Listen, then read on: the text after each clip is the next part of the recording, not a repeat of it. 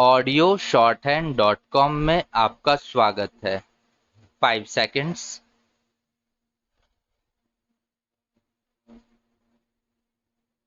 Start. Of course, we realize that the truck industry is energy deficient and it is very costly. But in the final analysis, it is the consumer who has to bear the cost. The business and industry could care less whether the goods are carried by a cheaper mode of transport like the railways or a costlier mode, namely by trucks. However, in this, the economy as a whole gets hurt.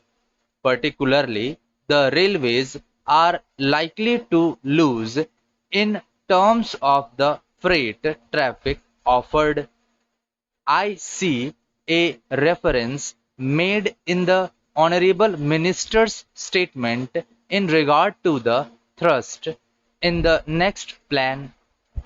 We realize that it would require more resources and more than that, much more efficient management and support from the entire group of railway employees at all levels.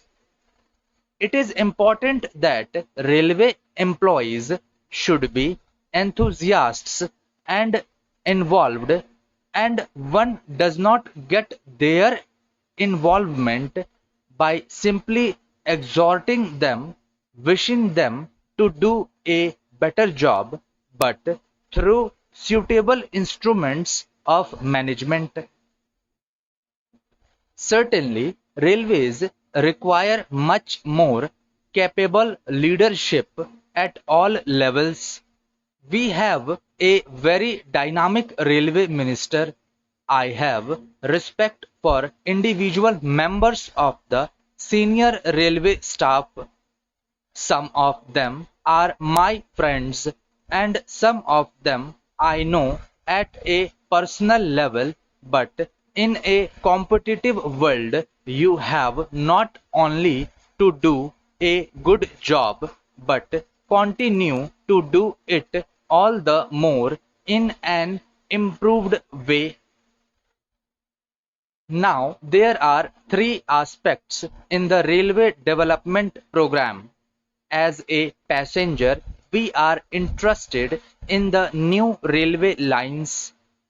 Not only that, we are also interested to see that the railways promote the infrastructure to support development potential growth for the depressed areas.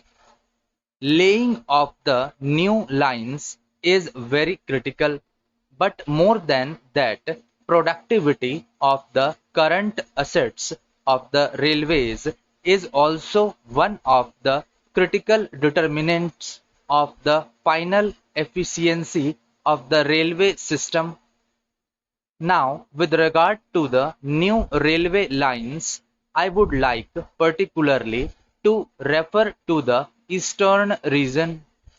Historically, railway lines were laid in the coal belt and some other areas primarily to provide links and support to the extractive industry.